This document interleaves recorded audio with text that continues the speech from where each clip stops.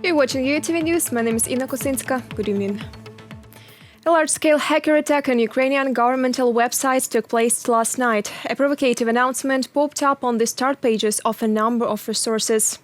According to the State Service for Special Communications and Information Protection of Ukraine, to localize the technical problem and prevent its spread, the work of government websites was temporarily suspended. As of now, most of them are already working, others will be available soon.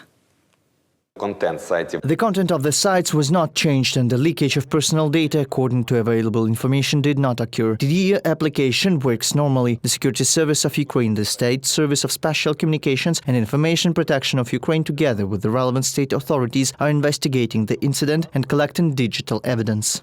The first message that an attack was made on our state sites was posted on the information resources of the neighboring country. We gathered the evidence base and restored those resources from backups so that they work as quickly as possible. It was about the integrity of these resources and their availability. It was violated and now we are restoring their efficiency. The mobile application DIA is working. We all understand that the data is in the state registers, which are not affected by this attack. In turn, the web portal DIA is now disabled in order to prevent the spread of the incident.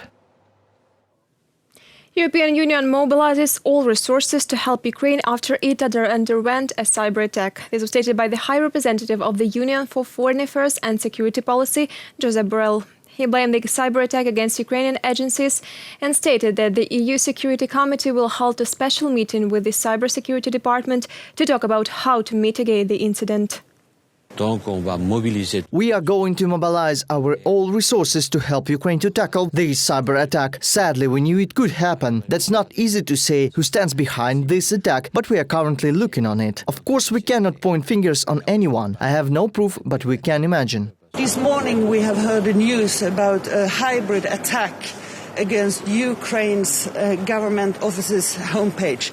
That is exactly one of the things that we have warned for and that we are afraid of, that kind of hybrid or cyber attacks. Of course, we have to see who is responsible for it, and it's also something that is heightening the tension. And that's why we have to be very firm in our messages to Russia, that if there are attacks against Ukraine, we will be very harsh and very strong and robust in our response. Ukraine is making every effort to intensify the negotiation process in the Normandy format. President Volodymyr Zelensky told British Prime Minister Boris Johnson about this in a telephone conversation. He informed in detail about the peace initiatives of our country, in particular on the issue of the mutual release of detainees. The head of state thanked the UK for supporting sovereignty and territorial integrity of Ukraine and noted the importance of the practical assistance provided by the kingdom to Ukraine. Your position is clear, understandable and constant, and this is exactly the position that the Ukrainian people expect from our partners.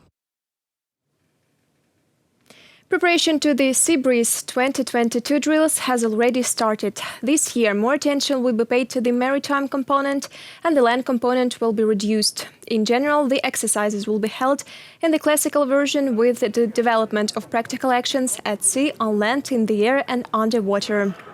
This year, 60 countries are invited to participate. Some have already confirmed their readiness, in particular the United States, Great Britain, Bulgaria, Romania and Georgia. The State Border Service also said that the Ukrainian border guards, as part of the exercises, will train to cooperate with the forces of NATO members and allies.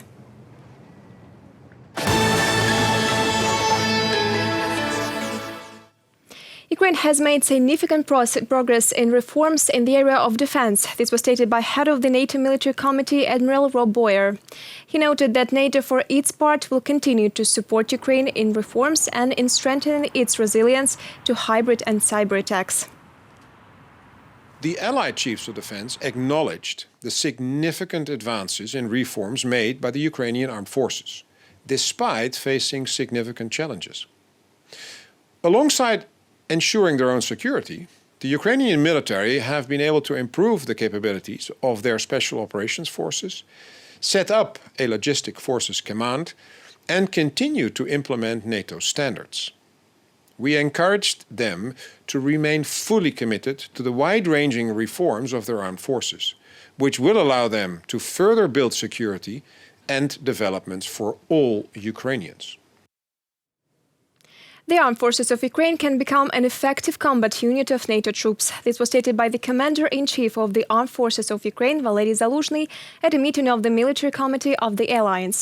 He informed the allies about the situation near the Ukrainian borders, in the occupied Crimea and in uncontrolled territories of Donbas. He also focused on the methods used by Russia in a hybrid war. In particular, this is gas blackmail and the situation with migrants on the Polish-Belarusian border. Zaluzhny emphasized that our army and the entire Ukrainian nation are ready to act in any scenario in the situation. The threat of a new stage of Russia's armed aggression along with its ultimatum to the West requires a comprehensive and consolidated response based on the unshakable values of the democratic world. The negotiations stalled. This is how the majority of international experts evaluate the results of the January NATO-US-Russia meetings. Meanwhile, the Kremlin does not want to hear anyone and continues speaking with the international community by, quote, the language of blackmail and ultimatums. They state in Moscow that if the United States imposes new sanctions against Russia, they're ready to cease any negotiations. How real are those threats, and what were they talking about in Vienna? My colleagues found out. On Thursday, the last of the three international meetings took place at the OSCE headquarters in Vienna. The Russian representatives discussed security issues with Western diplomats of various levels. Before that, there was a meeting of the NATO-Russia Council and the bilateral US-Russia talks held in Geneva. The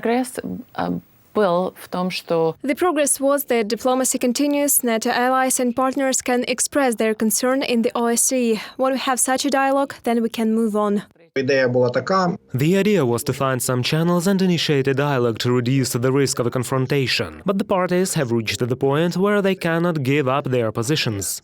During those meetings, Russia requested legal guarantees of its security from the alliance and its members. The key requirement is that the alliance refrain from further advance to the east and guarantee that Ukraine would never become member of NATO. However, the US and NATO consistently declare that they cannot decide the fate of other countries without their participation and cannot forbid countries to join the alliances. In addition, they insist that Russia withdraw its troops from the Ukrainian borders. In this vein, we should focus on a peaceful resolution of the conflict in and around Ukraine, in compliance with the Minsk agreements and in full respect of the sovereignty, territorial integrity and unity of Ukraine within its internationally recognized borders. But Russia is categorical.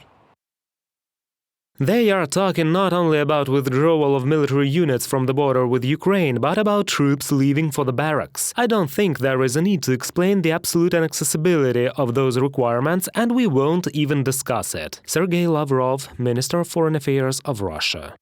At the same time, the Kremlin is indignant about the bill, which was unveiled in the US Senate. The document states in the event of Russia's invasion in Ukraine, the United States will apply serious sanctions against Moscow. In particular, they will block property and impose a ban on entry into the United States for the President of Russia, the Prime Minister, heads of the foreign and defense ministers. Besides, at least 3 Russian banks will be included in the sanctions list. Moscow replied, if there are sanctions, there will be a break in relations. Although the Russian experts call this position to be somewhat absurd.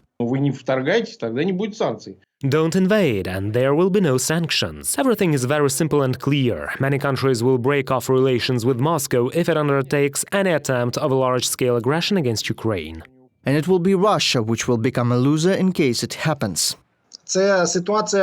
This situation is in fact isolation. Russia will be isolated in terms of its key export products, oil and gas. Trade will be blocked and finances will be blocked. Plus, what was taken out of Russia will be taken away. It's due to this money such a slightly aggressive Russian rhetoric is fueled. The Russians know how much capital they have. But in case of aggression, Russian trillions abroad will simply be frozen and they will be deprived of their potential. Experts suggest that after such statements and ultimatums, the stakes in further negotiations will only increase. The West will act in 2 directions. Those are economic and political sanctions, as well as military support for Ukraine. Russia, on the other other hand, will continue to demonstrate its weapons, following the statement by Lavrov, who suggested that Moscow could deploy its military infrastructure in Cuba or in Venezuela. In addition, if an arms race between the West and Russia starts, Russia will lose again. Both Russian and international experts assure that at the moment the Kremlin doesn't have enough financial or technological resources to wage a new Cold War. Reported by Nick Starkov and Irina Kovalenko, UATV News. The United States is consulting with its partners and allies on the next steps. This was stated by the U.S. National Security Advisor Jake Sullivan following negotiations with Moscow this week. He noted that these discussions were frank, direct and useful. According to Sullivan, Washington believes that diplomacy is the most reasonable approach to resolve differences with the Russian Federation. However, Russia has to determine whether it is ready for further diplomatic contacts.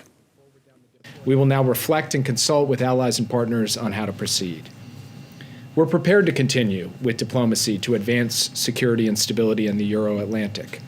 We're equally prepared if Russia chooses a different path. We continue to coordinate intensively with partners on severe economic measures in response to a further Russian invasion of Ukraine. Meanwhile, Russia has announced a sudden check of the combat readiness of the troops. According to the Ministry of Defense of the Russian Federation, the check was initiated in the Eastern Military District to get ready for the Strategic Command and Staff exercises Vostok 2022. They noted that special attention will be paid to the possibility of transporting troops on time. At the same time, a few days earlier, analysts from the conflict intelligence team discovered videos that indicate the transfer of military personnel and equipment from Siberia and the Far East to the western regions of Russia. The recordings show the process of loading equipment onto railway platforms. Experts suggested that the equipment will join the forces concentrated in the occupied Crimea and in the regions bordering Ukraine.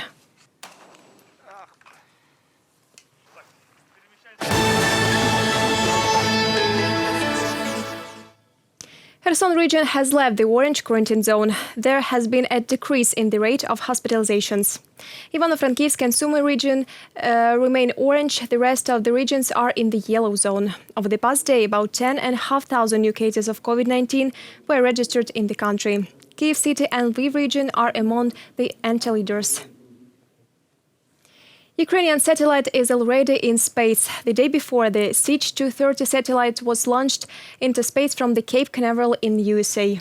The start of Falcon 9 launch vehicle with the Ukrainian device was also watched live by its creators, engineers and designers of the Yuzhnoye State Design Bureau. Our correspondents saw their impressions and emotions.